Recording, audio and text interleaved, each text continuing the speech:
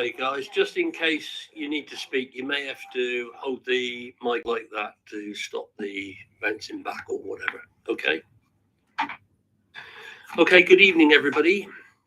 It is 5:30. Welcome to this evening's executive meeting. Summer is coming around again, temporarily, no doubt. So I know you would all like to enjoy it later on. We've got a few things to deal with first. The first things are apologies from members, and I've got an apology from Laura Wright. That's correct, Chair. And Councillor Michael Mitchell. Attendees, yes. Fine. So the minutes of the 27th of June, there is one correction, if it's okay. It was Councillor M. Mitchell as opposed to K. Mitchell. If I just amend it like that, and I'll sign those minutes, if that's okay with everybody. All agreed? So declarations of interest, there, just to declare those, if you have any. There are no part 2 items. There are no public questions. Going well so far. And so we're now on to item 6, the review of the corporate register. Here there are 2 recommendations, that we note the register and we note that the revised appendix. And I'm going to ask, in the first instance, Bindu to come in, and then I believe Laura's going to speak to it afterwards. No, that's on the carers lounge. You're going to introduce on this one. Okay. So that's on my risk register of getting it right. That's a red, get it right, Phil, of who speaks first. It's on my register. Bindu, can you talk us through it, please? Thank you, Jay. Yes, of course. So the Council's Corporate Plan 2022 to 26, as members will be aware, sets out your 5 strategic priorities, as well as 6 pillars for leading a well-run council.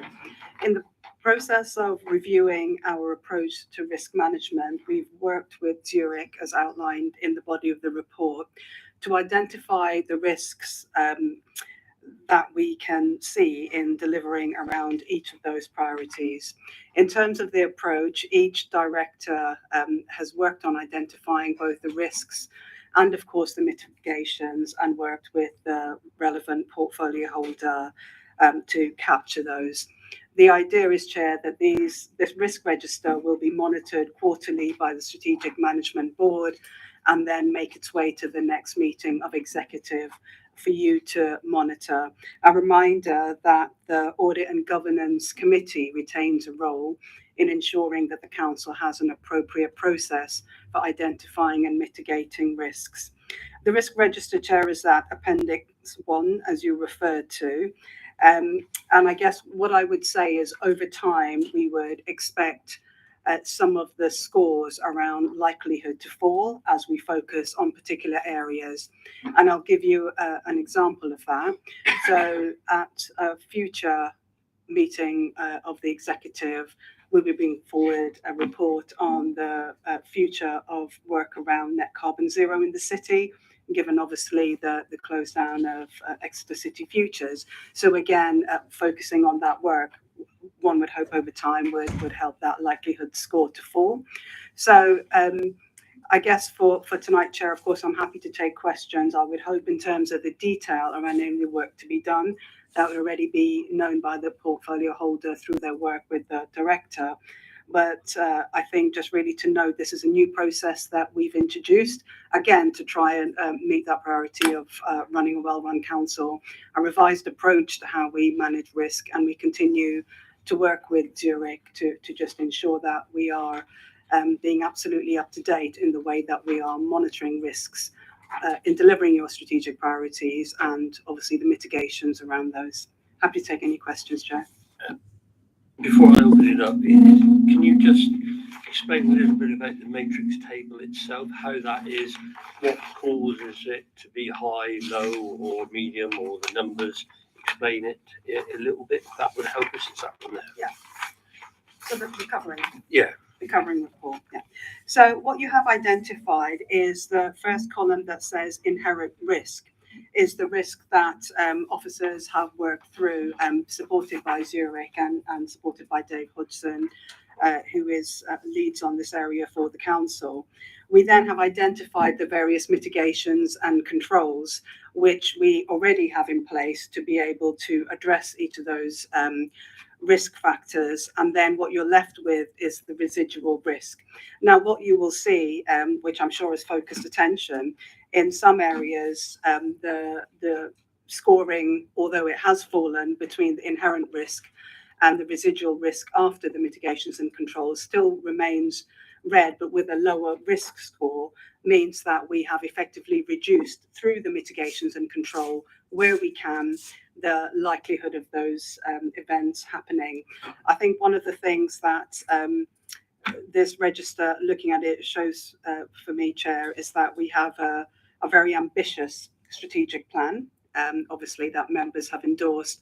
And I think at the time the plan was put together, you noted the plan was developed just before the invasion of Ukraine and everything that came from then in terms of the costs that we know have impacted the council and the rest of the economy. So hopefully that gives you some better understanding of. Thank you, Bindu. So I'll come to the opposition leaders. Councillor Jobson. No questions, just there's clearly a lot of hard work's gone into this, for which everyone who's been involved should be congratulated. Okay, thank you. Councillor Moore. Thank you very much. I particularly welcome this because I've tried to work with the risk register on the Audit and Governance Committee. I'm not surprised that the climate and housing crisis are the most serious risks identified, but as yet no actions have been identified to reduce those or to confidently reduce those risks. So there are some actions on the housing element. So I am really concerned about the element about net zero and the climate crisis, because there's no mitigations or lead officer or no resource allocation to address this. And as you pointed out, there's no owner of this, since the council had passed that to Exeter City Futures. So one of the things that I'm concerned about is the comment about the misalignment with UK and the Devon Climate Plan, i.e. the national and Devon focus on 2050 rather than 2030. I think this should be treated with great caution, because decisions and actions are required now and in the next 7 years, not at some future decade or in 2049, by which time it'll be more costly and potentially more drastic, the action that's required. So the impact potentially is not that we just miss the target for the city to be net zero by 2030. We actually need to have some serious analysis of the impacts of failing to mitigate, i.e. reduce greenhouse gases, or the impacts of failing to adapt the city to the challenges that we face in a timely way. So it does surprise me. It just feels like the net zero for the city is being considered somehow sort of separately. We'll all have heard and understood from our training in the carbon literacy training that, as we know, the council is responsible for about 2%-ish of greenhouse gases in the city from its own emissions, and can have a strong influence on 33% or more in the city, not least through the council's own policies and strategies. I do think, I'm almost there, but I do think we ought to take note of what's happening nationally about the government's net zero strategy and the legal case in July 2022, which highlight a lack of risk assessment in the policies for the net zero strategy. So the principle here is that government said that the policies, when they all added up, would deliver net zero. However, nobody would really believe that 200 odd policies would actually be 100% successful. So we do need to understand the risk factor for that policy too. So the net zero strategy nationally is part of our national. Councillor Moore, we're talking about the risk register itself. I know and we what are. I'm not going to have is us going through manually each one of these issues to try to resolve and pick them. And we won't be doing that in the future. This is just the register that we're talking about. If you want to get into detail, I'm happy to receive those in questions, but this is about the register and how we're dealing with it, not necessarily and what all the outcomes are going to be. So I've been a bit liberal up until now. So if you can sort of conclude further remarks about the risk register itself and what you'd like to see and all that, as opposed to now you want to reopen the old net zero thing, which needs to be dealt with out another way, and that is how we will deal with it. But it's not really for this meeting, because we could be here all evening if we are to peel out each and every one of these issues on this risk register this evening. So if you can pull it together, I would really appreciate it. Okay, thank you. I think the point that needs to be noted for this discussion, and everybody needs to think about, is that learning from the government's experience in court, we need to take a similar approach to policies and strategies to understand the difficulties faced in trying to tackle net zero in the city. I've got 3 questions that the portfolio holders might like to consider, because obviously I would hope that these are going to be looking back at the risks with their services. The first question is around building great neighbourhoods and communities. I'm quite wanted to know why the risk of low land property values and lack of risk appetite is a greater inherent risk than residents not being able to afford to rent or buy the homes that are built under this approach. My second question is I'd like to know which consultants have been appointed to undertake the full business case for the Exeter Development Fund, and will they have specific targets for delivering affordable housing, and will they be modelling greenhouse gas emissions for the programme delivery of the fund, because previously they hadn't. And my third question is, will each portfolio holder undertake a serious attempt at looking at assessing the policies and strategies of the council and the partnerships it's involved in to reduce inequality and address climate change? So these are key risks, because the other point I just wanted to point out is that it's actually missing from the climate plan at the risk register, is that there's no assessment of externalities in any way. I've mentioned climate change, but it hasn't got any consideration of another pandemic, or the cost of living crisis, or how growing inequality in the city might affect the council's ability to deliver or divert council funds. So I think that is another issue that we need to look at. Okay, so what you need to do with those questions, I will ask Mark to look at the transcript. You must really write to me about that, and we will get the decisions to you about that, because you are asking the detail as opposed to talking to the recommendations. So I'm going to make it clear going forward, when this risk register comes to each of these meetings, this is not an opportunity for the whole lot to be all wide open. We've got plenty of other forums for all of that, on how things to do, your scrutiny, other items on the question. You can always ask questions at any time, but I'm quite clear we need to deal with what's before us. And I will consider that question in relation to what the portfolio holders do and what they don't do, and they will be directed by myself. Thank you. So I'm now going to open this up to the floor. Councillor Morse first, then Powercoast. Mine is, I think, an observation for its development moving forward. If you look into delivering housing and building greater neighbourhoods and communities, I think at one point it was a big lump of the leader and the portfolio holder for city development, and we've separated it so that it makes much more sense.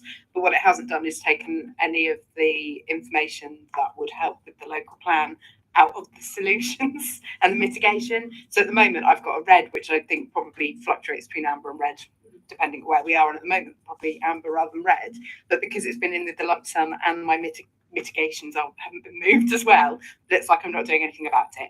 So it's just an observation for how we move forward. It probably needs a few things wiggled with.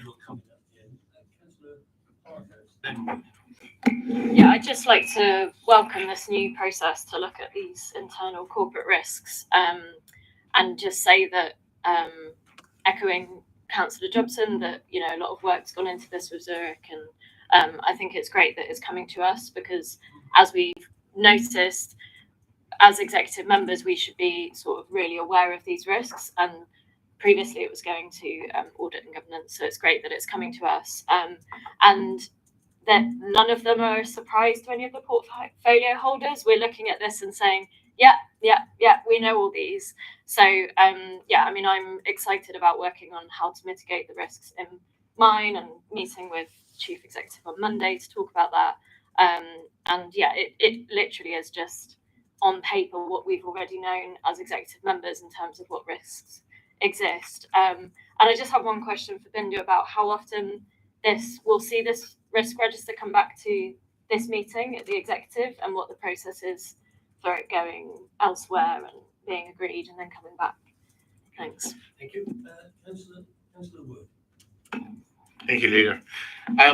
I think that one thing to kind of be very aware of is corporate risk register. This is top of the pile of a range of different risk registers. So we heard earlier about how, starting to drill into the detail. But so just taking the net zero, for example, it says in the mitigation that there is a separate risk register for presenting half-yearly net zero progress. So there is layers to this, and this is the top of the layer. And I think the other thing that is kind of important to note, I think, that this is a risk register. It doesn't record all the things we do, and we do brilliantly, which is a much longer list. This is being aware of things that have inherent risk and list the mitigations that we take to reduce them. And that in no way means we shouldn't embrace red activities, that we shouldn't take risk, but we need to be aware of what the risk is, how to mitigate it, and what's left. And that's what this process is about. So having a red isn't a bad thing. It means we're brave, and it means we're prepared to take on the big challenges. So great to have this system, aware it's the top of the layer and there's a shed load of work underneath, but pleased to see it. Happy that the area I'm specifically involved in starts off as a red and ends as an amber. But of course, having a red doesn't mean you're not going to achieve it. It just means it's a challenge. So thank you very much. It's good to see this. Thank you, Councillor Wood. And just to point out, Councillor Wright is not here. And if she was here, and I don't know if she's listening or watching, she would remind us all that she does have some green on her part. So if she is watching, Councillor Wright, yes, well done on the culture and heritage sector. You have a green on all of that. Is there anybody else wish to say anything? So, Bindu, please. I think I've captured them all, Chair, but please let me know if I haven't. So in terms of the questions raised by Councillor Moore, I believe those were questions for the portfolio holders to think about going forward. In terms of the question around how often will this come to executive, the intention is to bring this quarterly. So it may not be exact quarters, because the way it will work is that we want to look at it at SMB, make sure the directors are working with portfolio holders in discussing where the mitigations are, and therefore what the revised score, if any, is. But the intention is to bring it here quarterly. So I hope I answered that. Councillor Moore's absolutely around nuances around the residual risk after mitigation. This was our first cut of this, but in the future, yeah, we might want to think about how we break those down into different subheadings, perhaps. Councillor Wood, absolutely, in terms of net zero reporting. So as you say, in terms of the council's internal work to achieve that priority, we do report to scrutiny, and as I said earlier, there will be a report coming to executive in the near future, which looks at what our role may be in terms of leading that citywide. And again, just to say, absolutely, this risk register is exactly that, is to identify the risks.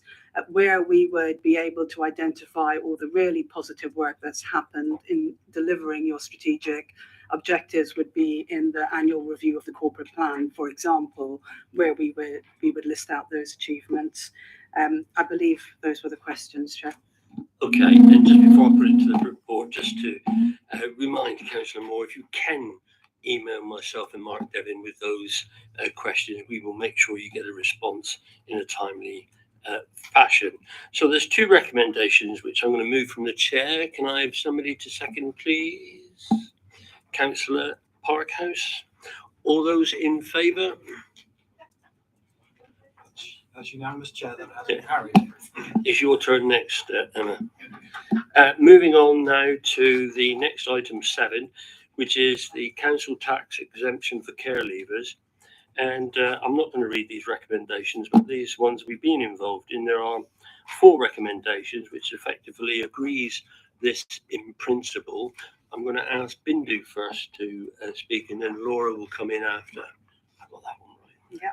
Right. Okay, Bindu. Thank you, Chair. So I guess what I wanted to highlight is just a couple of key points. So this report, as Laura will explain later, is looking for in principle support. It's really important to us that we bring back to members at a future date, and we're hoping that that will be at the latest the November meeting of Executive, what the financial impact would be of that in principle support. So in other words, if you're minded to agree the recommendations, in principle, we would then work up what the financial impact might be on the council, so that when you make your final decision about changing our current support to care leavers, you're aware of the financial impact of that.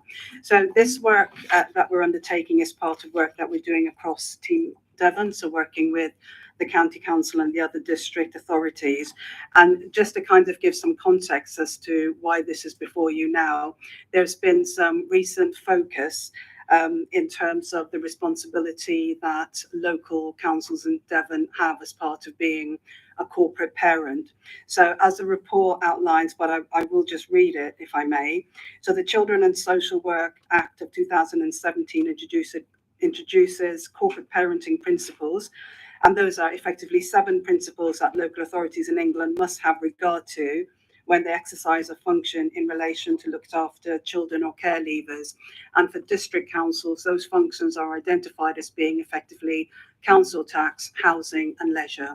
So Laura will take you through the proposals around council tax, but just to make members aware, in terms of housing, we are again working through Team Devon and officers across the councils to understand what proposals we might bring forward for consideration to each council in terms of what we might offer to care leavers. And again, within leisure, the responsible director will be working to bring forward proposals at a later date, obviously after discussing it with the portfolio holder, about what we might be able to propose around support to care leavers in accessing leisure provision.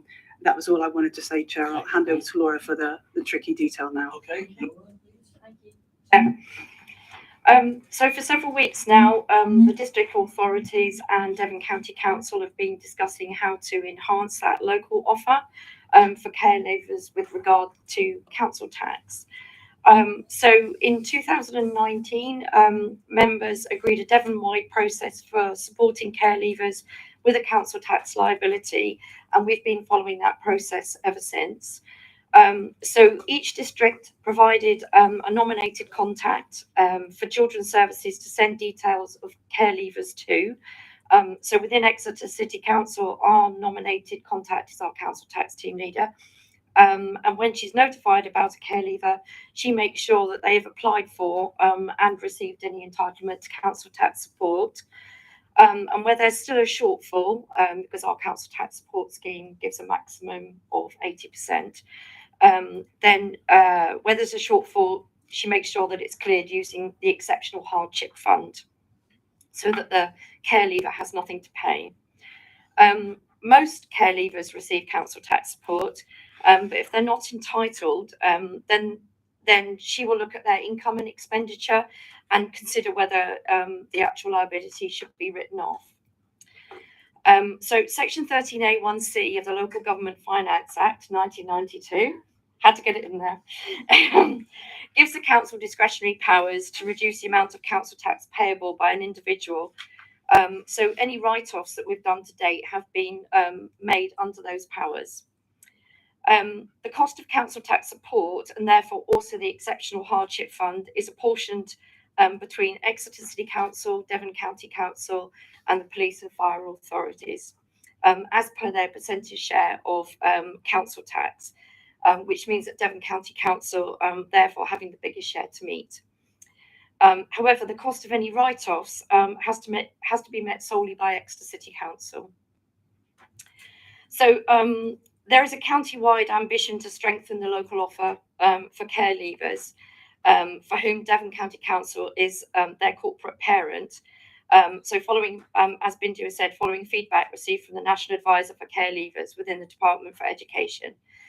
So an element of that offer is a council tax exemption for care leavers up to the age of 25.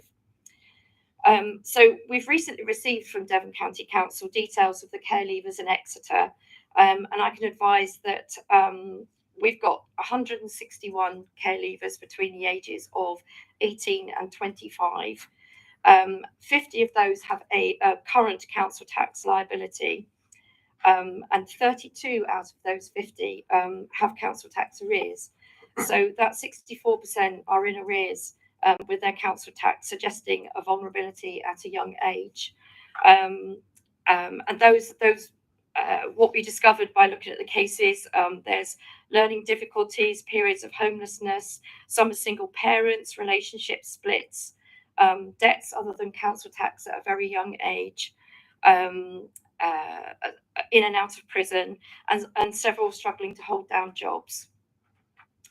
So annual costs would depend on the policy that is finally agreed. However, if the discretionary awards were to be made for these 50 liabilities after national discounts, such as a single person discount, is made, but before awarding any council tax support, then based on the information we have at present, then the cost to the council would be approximately £60,000. However, if the discretionary awards were made after the application of council tax support, then the cost to the council would be approximately £25,000. But that's an annual cost. So if something was to be introduced partway through this financial year, say from October, then that cost would be about £12,500. So this report is requesting agreement in principle to utilise the council's discretionary powers to exempt care leavers with a council tax liability up to the age of 25, whose corporate parent is Devon County Council. So Section 151s and their revenues and benefits leads are meeting regularly to discuss how the exemptions could work in practice, which will inform the final policy that's put forward for members' agreement. These discussions include the possibility of amending our local council tax support scheme from April 2024 to award 100% council tax support to care leavers, so sharing any costs between ourselves and the preceptors, again, as per the council tax percentage share. The risks are listed within the report, but from the data provided so far, Exeter has double the number of care leavers to the second highest in that list, so a far greater financial risk than others. An initial meeting has taken place between Section 151s to discuss the funding mechanism for this financial year, and if it is introduced. And to date, sharing the cost has not been agreed, which means that the full cost would fall on the City Council. However, recently, Devon County Council have requested costs from the districts, so this may still be negotiable. So it's still on the table and very much in the discussion phase. So I'm happy to take questions. Okay, thank you, Laura. So I'll come to the leaders. Councillor Moore. Thank you very much. Welcome this report. And I have a suggestion for consideration around the implementation of the policy. You mentioned about single person relief in relation to the carer, but I'm wondering whether, as single people currently receive council tax relief, they would lose this if they rented out a room to others. So if they rented out their room to a care leaver, could the single person relief be retained until that care leaver reaches 25, which would potentially have a benefit of encouraging more increased availability of rooms, living as in a spare room for care leavers, which might be a really good stepping stone for a short period to build up a reference or build up confidence before taking on a rented place themselves, because actually moving into your own place is a big deal. So, and this proposal whilst it is a obviously foregoing potential income for the council, is actually not a cost to the council to extend the single relief to a third party who would be providing a home for a care leaver. Okay, well, just on that point, Laura, it will be something that we've got Team Devon and we'll mention as officers. I'm not prepared to, we're not going to amend this this evening. But we'll look at what is going on. We're working with other partners, and so I feel sure this matter has been discussed and thought about elsewhere and whatever, and that is the place for. We'll see what can be done in relation to that. So, Councillor Jobson. Just to say, I fully support the report. Thank you, Councillor. So I'm opening it up to the floor now. Councillor Wood. Thank you, Leader. I think obviously this is an in principle agreement or proposal, and it brings together the different districts of the county to act in a uniform way to recognise this group, who are a group in need and for which we have parental responsibilities as an organisation. So I think we really need to recognise that this, whatever actions that come forward, whatever the final proposal is, it will be through negotiation by officers who are very experienced in this field. So I'm quite confident that what does come forward will be the best solution that can be negotiated between all of the partners. And just to kind of just add on to the end of that, of course there are individuals of all ages within the city who are also vulnerable, and that we do have a range of support mechanisms in place. I think this is recognising that this particular group is particularly at risk and draws on those resources. So it's looking at not having a postcode lottery for care leavers to find the level of support that they need, that anywhere in Devon they will get the same level of support. So I fully support this. Thank you. Thank you. Councillor Parkhouse. Thank you, Chair. Yeah, I also welcome the report and thank Laura for the really clear presentation of what we're discussing this evening. And yeah, I mean, from the data, it really shows that this is a vulnerable population that will really benefit from this policy. You know, the higher likelihood of being in the criminal justice system, being homeless, struggling with their council tax, and although to many of us it might seem like a small amount of money, it's really going to benefit these people and this population and in these really hard times. So yeah, just really want to endorse this policy and thank you for your hard work. Thank you. Councillor Pearce. Yeah, thanks, Chair, and thank you for the report that's come forward to us tonight. In principle, I think we should all support this. It sounds like an amazing opportunity for us to support some of the most vulnerable people in our community. And I think it may well come out as not anywhere near as expensive as what people may fear, because already identified within this is a huge number of this cohort who are in arrears. So that takes officer time, and that's essentially money that we're spending trying to recoup that. That's additional stress that we're putting on these people who are already in vulnerable situations. There may well be whole system cost savings through criminal justice, through the NHS and through other agencies that this cohort will no longer have to interact with as much if we remove the mental stress of the financial burden of council tax from them. So I'm really excited to see this come forward and looking forward to the actual nuts and bolts of it coming back to us later, so we can approve a really comprehensive support scheme for these people. So thank you. Councillor Williams. Thank you, Leader. Yes, I welcome this report. Just one, I think it's also excellent the way that you've detailed already the significant amount of effort already going in to support these individuals, looking at different ways that we can actually, with discretionary awards and ultimately writing off any debt where you feel is appropriate. So this suggests to me that that this policy, this new way forward, could well reduce the amount of administration that people like yourself are involved in, because you don't have to look at each individual case in detail and make these very difficult decisions. So I just wanted to ask you a little bit about that, and also just because I didn't quite fully understand what you meant by that we would have to take the full responsibility for the write-off rather than, so I assume that's not apportioned in the way that the council tax is currently. So if you could, would you be able to illustrate what that means if we decided now, if the difference between what the current situation is and writing off all of the the debt, or actually bringing in this particular scheme now. Okay, those 2 points, Laura, at the end, if that's okay. I've got Councillor Denning. Yeah, obviously I think this is a really good for these young people.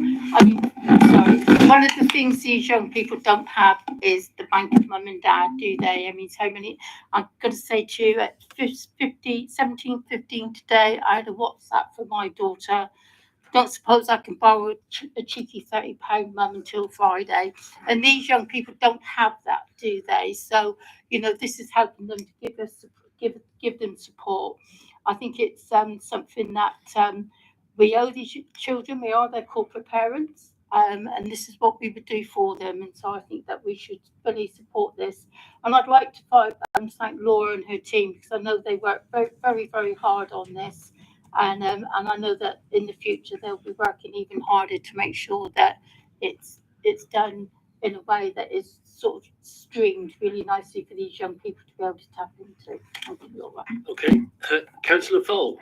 On holding the button.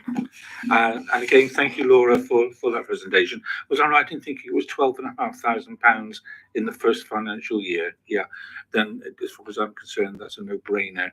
We're talking about our most vulnerable children. And all I'd say is, Councillor Denning, you're lucky you only get one phone call. I get 5 phone calls from my children asking for a cheeky 30 quid. But anyway, I fully support the recommendation. Okay, thank you. And before I come to you, Laura, if Councillors Denning and Fole could give me your numbers so I can send you some cheeky requests. Okay, Laura, those couple of questions from Councillor Williams. Thank you. Can I just clarify with the 12,500? That would be if we were to introduce it from this October, so for this financial year that we're in, rather than from April 2024, when we would be looking to introduce it as part of our council tax support scheme. So with the section 13A, it's the legislation that governs, because it's a discretionary power that only is held by the city council as the billing authority, then we have to bear the cost in full. The council has to bear the cost in full. It can't be shared between anyone else.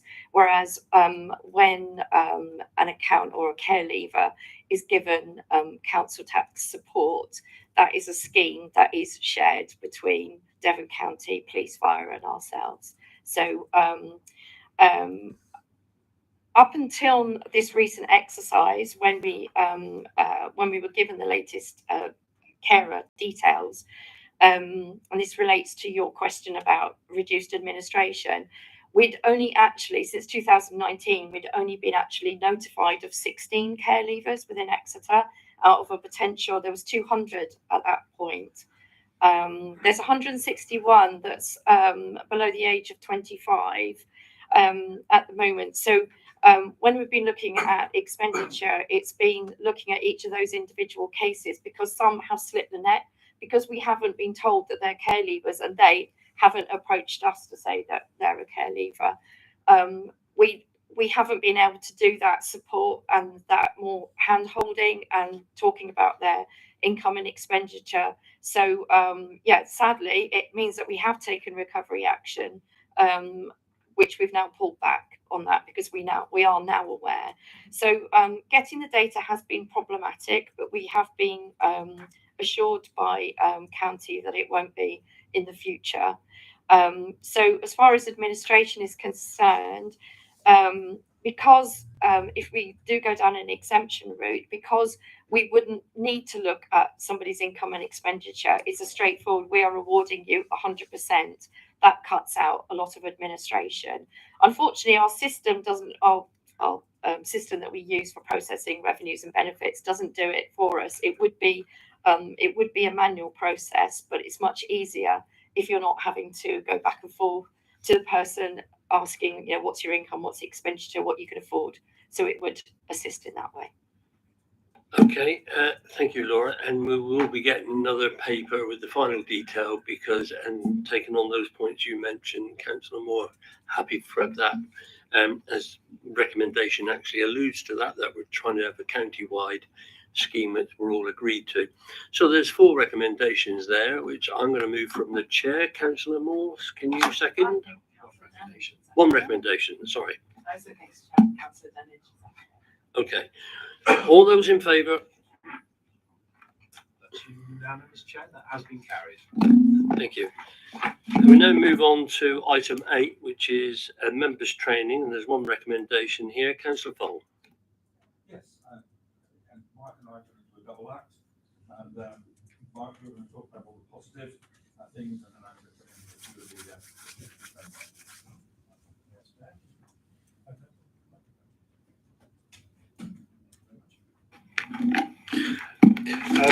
So this is the quarterly report on the members training.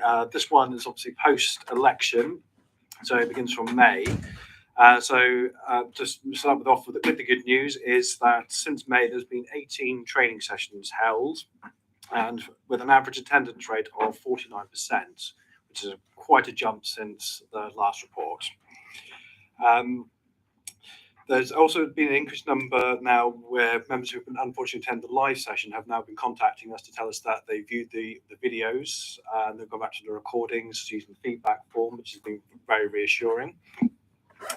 And of that feedback, I'm quite pleased to say that we had 41 responses at the time of writing the report, and 50% of the members were very satisfied, and 40% were satisfied.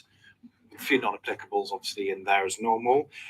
So as a general 90% high satisfaction rate with no dissatisfaction, it's very reassuring. And of course, all training feedback is submitted back to the providers, officers, so for their information, and obviously being positive, that's nice news for them for the work they've undertaken for us. I'll also just highlight the online training platform has now been renewed for another 12 months, and we'll obviously continue to encourage members to use the GDPR and safeguarding training, and additional training courses are being provided now. And just to note, the scrutiny training on Thursday and the meetings procedures training we're also putting it on in November. Okay, thank you. Councillor Fowle, you wanted to come in now? No. Thank you. Just to say we had a very productive and positive meeting of the Councillor Development Steering Group, and I felt that their job was to really look in an impartial way as a critical friend, if you like, because we recognise there was quality training being provided, but I guess our question was, how could that be better? What we felt was that if you were a newly elected councillor, the amount of training was actually outstanding. Reminded me of being a newly qualified teacher, and you're just being bombarded by almost too much. But at that level, it was outstandingly good.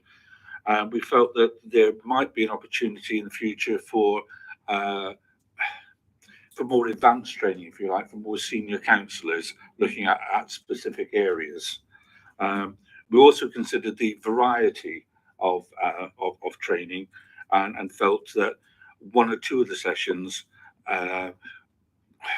were too predictable. That each year, if you've been a councillor for 4, 5, 6 or more years, each year some of the training became rather repetitive, and the steering group would recommend that we monitor both the training from the licensing and the planning committee to look for that variety that we would hope to see. We were promised on one of them we would have interactive meetings and site visits and all singing, all bells and things, but the first 3 sessions were repeat of last year and the year before and the year before that. So that was sort of the critical friend message, if you like.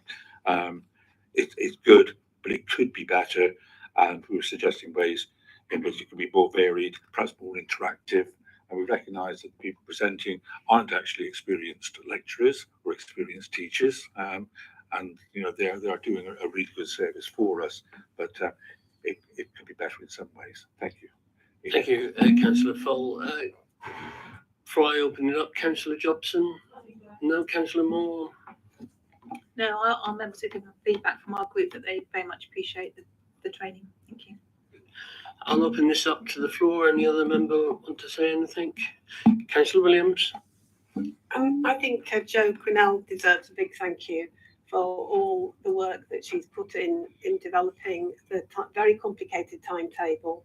That, you know, we do look at that in terms of what's essential. We've got to pack a lot in at the beginning of the council year after the elections, so it's a real juggling act. And also have to thank the all the officers that have been involved in offering training and shadowing sessions. All of that, it takes time out for them, and you know, my request for extra sessions from some of my lead officers have been met in a very positive way. So I just think, you know, thank you to everybody, and I do hope though that some of the feedback, as Bob has said, critical friend, it will be acted upon, because we do, some of us who do provide the feedback put quite a bit of effort into that, and some of us are trained teachers and trainers, so I think we do know what we're talking about, so it would be quite nice if that were acted upon in all cases. Thank you. Thank you, Councillor. Anybody else wish to say something? Councillor Wood.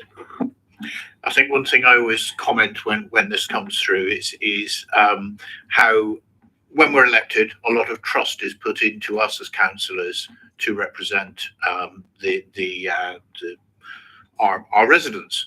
And I think one thing you don't realise when you're going in, pounding the streets, ringing on doorbells, trying to get elected, managing to get elected, that's just the start of it. There's so much to learn. There's so much to take on board.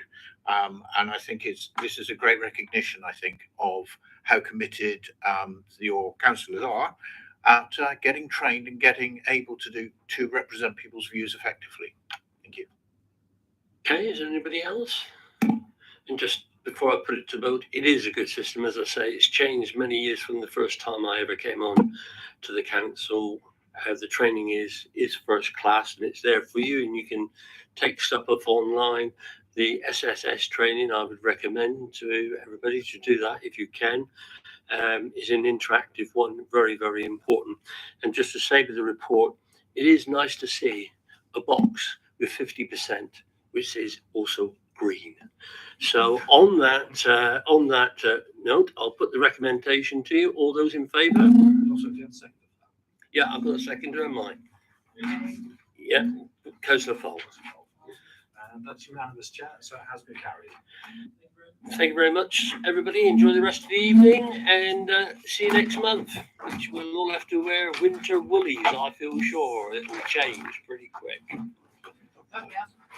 17.